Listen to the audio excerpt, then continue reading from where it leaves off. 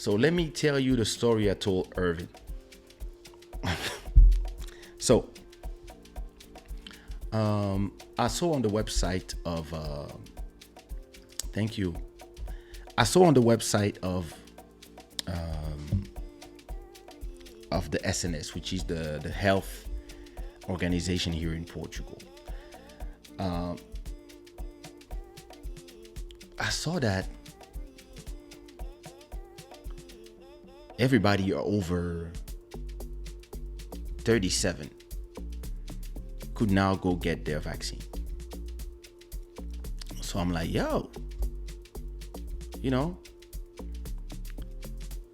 good time for me to go and get my vaccine.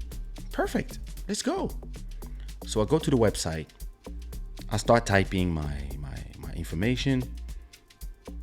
So they ask me for my name, surname, date of birth, citizen number, whatever, all that stuff.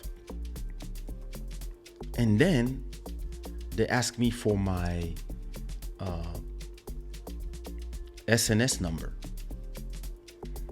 So I think SNS is Saúde Nacional. I don't know what else. I have no idea what it means. Anyway, I know it's the Portuguese health. And I'm like, I don't have an SNS number. So I start checking in their website. How do you get the SNS number? And they say to get an SNS number, you have to go to a health center in your neighborhood and you go ask them for an SNS number and they will deliver one to you on the spot. So I'm like, all right. Well, in this case, let me go to the SNS center. So the next day, so that was what? What up, Hubert? When was it?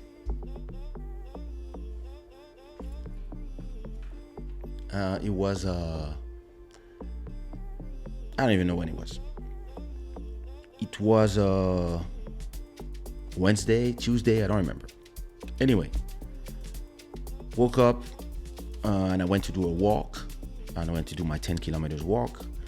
And I said to myself, you know what? Let me take my ID. Let me take the documents that I need. So they didn't need that much stuff. My tax number, another document that proved my residence in Portugal, and my ID. Okay. Took that credit card in case I have to pay something. On my way. Let's go. So we're now rolling on our way to how you call this? On my way to the facility. It's not too far from my house. It's probably like 5 kilometers. Perfect. I was walking. I walked 5 kilometers up to there, and then another 5 kilometers to come back. Perfect for my training.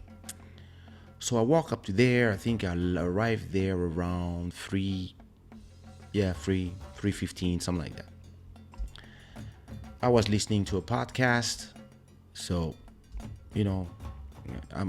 when you go to these places, you know how it is. Administration, whatever. You know that those are the kind of place that you just need. You're going to have a lot of time on your hand. So it's better to have a phone fully charged and a podcast in your ears is perfect. So I arrived there. The person asked me what I want. I say I want the new SNS number. Número do utente. The guy's like, okay. Take this number and go to the line outside. Of course, because of COVID, you have to do a first line outside for most people. And then every time somebody comes out, you can go sit inside and wait for your turn. And then after that, there's another line to get those information or to create the number. So I was like, okay, probably gonna stay here an hour and a half. So good, let's go. So I arrive, I wait. I'm on the phone with I don't know who.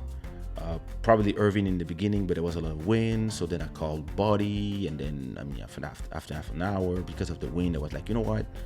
Let me just call everybody when I'm done. Let me put my headphones, and I'm listening to my podcast. So I'm here, I'm chilling, time is passing by, we're chilling on Instagram, posting, editing, whatever, living my life, making time go by. After around, 40 minutes outside, it was very sunny, so no problem. After 40 minutes outside, it's my turn to go inside. So I'm inside, I stay seated inside with the rest of the people who were waiting, and there were maybe another 10 people outside waiting to go in as well. And I think I waited another 30 minutes, 40 minutes sitting and waiting for everybody that was seated to go and to take their turn. After a few people and a few times, there's one guy who that's his turn, and he was before me. It was probably 4 people left, and outside it was another 4 or 5 people. And at a point, what do you do? At a point, the last guy to come to the counter starts yelling. He's like, "Hey, what you mean you're not gonna serve me? I've been waiting here since morning. I arrived here at I don't know what time." And the girl from the counter, she's like, "Well, my shift finished at 4 and it's already 4:30. I've been here since the morning, and I got stuff to do. I got a life too." And the guy is like, "Well, listen, I've been here since the morning too, and all the people here have been here since the morning as well. And if you let people in, it's not to tell everybody I'm done. You done when everybody's done as well. It's not my fault if you took your time with everybody that was here before. You just don't say, 'Oh, I'm done.' When there's people who are here waiting, we have a life as well. We have jobs. We didn't go to whatever we had to do to come here. So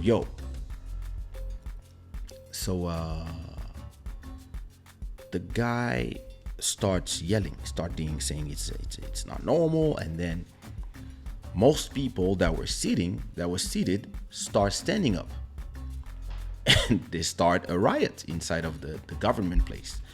And the 2 guys, there was a guy and a girl from the security, they kind of don't know what to do, and because they are the one who are supposed to tell you outside, "Well, listen, we're not going to be able to serve you, so we don't give you a ticket. Come back tomorrow." That's what they do. But they're not going to do that at 3 p.m.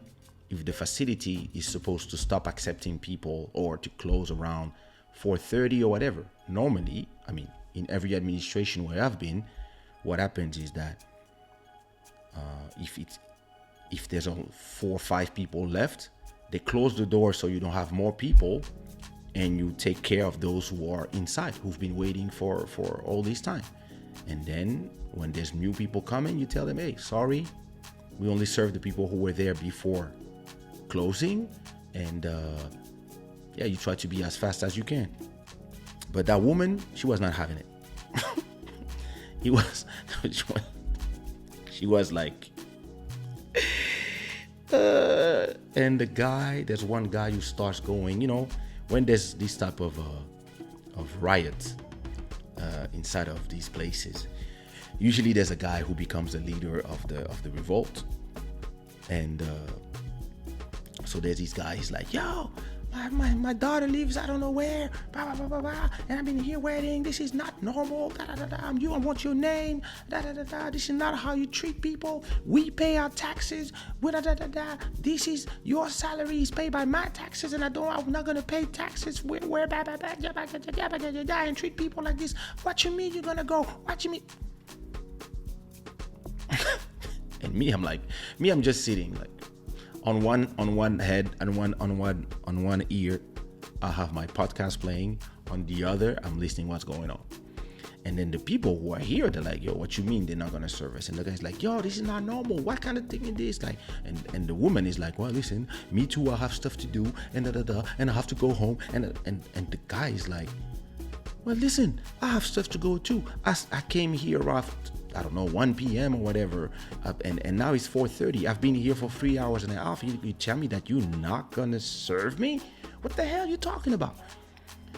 And at a point, the security, I think the security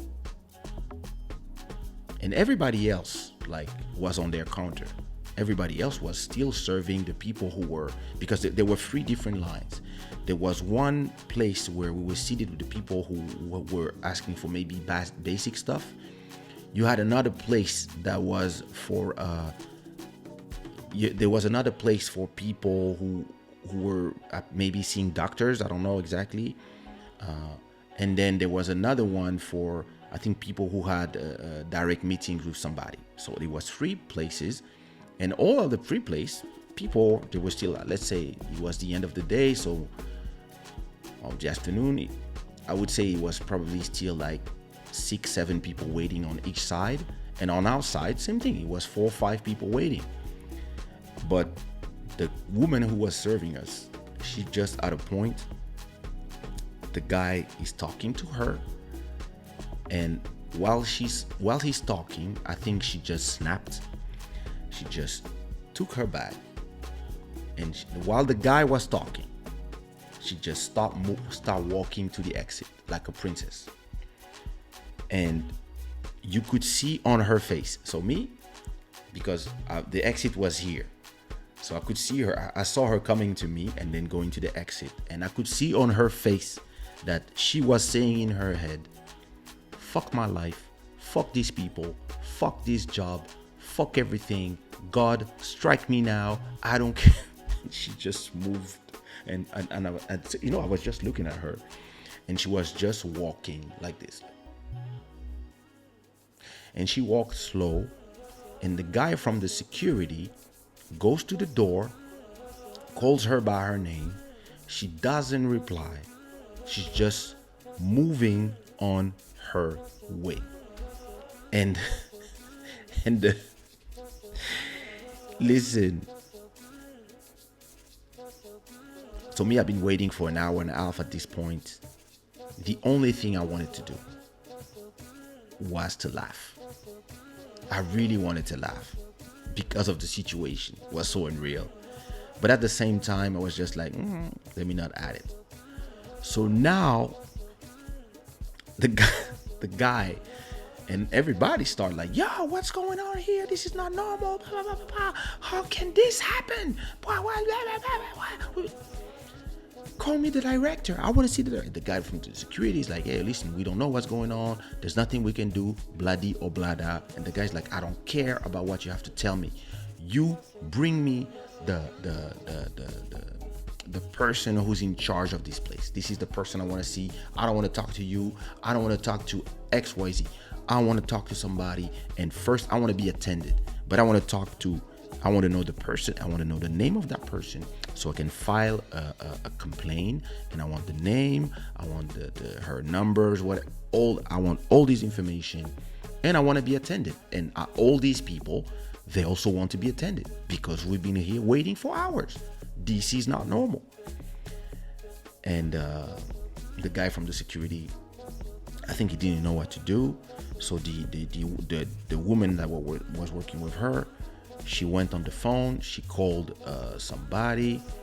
So there's a woman that came from the other side where they were attending other people. She came and she was like looking. She was like, okay, how many people? And so I think she called the direction and she explained the situation. So because I was hearing her, at a point I stopped my podcast. So I was hearing her saying, I don't know. And she was like, well, she just left. And probably the director was like, what you mean she just left? I was like, well, she just left. Apparently she just left. I don't know. But what about the people? I said, I don't know. This is not my desk. But apparently she just, I don't know. So at a point, that woman started taking care of everybody, and so she started trying to treat the case of everybody. So she started with that guy who was yelling everywhere, and she was like, okay, sir, listen, what can I do for you? How can I help? Explain to me exactly what you need, and if I can do something right now, because this is not my area, but I can access the computers. If it's something that's easy, I can help you. If not, what I'll do is I will take your number and somebody will call you in the morning for sure, or reach you by email, whatever you see fit. So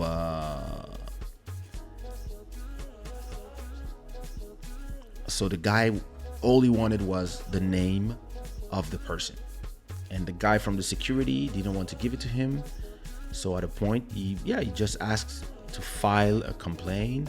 He said, I'm here, I want two things. I want to be, of course, attended for my things, but I'm not leaving without filing a complaint, because what just happened, and listen, I was talking to that lady, and in the middle of my phrase, she just gave me her back.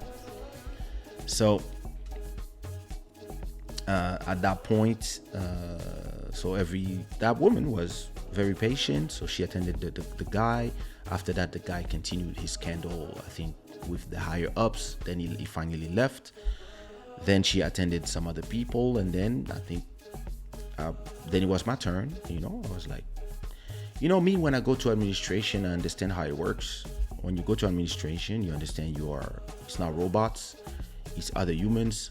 Whatever's happening in their life, it's not supposed to be it's not supposed to reflect in the job. But hey, listen, it can happen. She just, maybe she resigned that day, and but that woman who was there, I didn't want to add to the stress, so I was just like, hey, listen, I hope you're fine that in all this drama. And she was like, things happen. I said, oh yeah, apparently things happen. So I did the charming technique. So I was like, well, listen, you can, if it's too complicated, you can just send me an email, because I understand you have a lot of people to take care about. I just need a numero de utente, which is my number. I had COVID in July last year, and I want to do my test. I want to reserve my test. I want to get my vaccine, and I just need that number. So she asked me for my tax number, my name, and she found the information, and she just told me to send her an email directly with all my information, and then she would reply to me. So I was like, okay, well, listen, I'm going to let you take care of everybody. And she was, Then I left. Then I had a conversation with Irvin. I told him the story. I was laughing. I was like, wow. You should have seen the face of that person. She looked like a dinosaur. She was like pissed off. And even before I got home, she sent me an email. She sent me an email saying, hey, listen, I found your number. This is your number. And she sent me a screenshot of the information they had on me. And I sent her an email back with my new address, because the information was wrong. New address, everything that was not there, I added. I sent it to her by email. She told me thank you, and she said that now you can go do your vaccine reservation. So I went to the website. I did my vaccine reservation for July 1st. So that's in 3 days. And after that, I sent her another email saying, hey, I'm trying to get the Pfizer vaccine. Do you know, can I choose, whatever? And she just replied to me, well, you will have the Pfizer. So I don't know if it was how it was supposed to be, or if she changed something. I don't know. But she said, yeah, you will have the Pfizer one. And I was like, perfect. And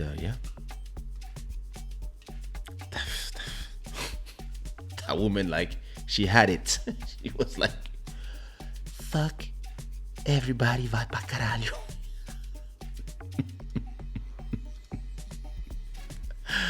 My girl was done. Done, diddy done.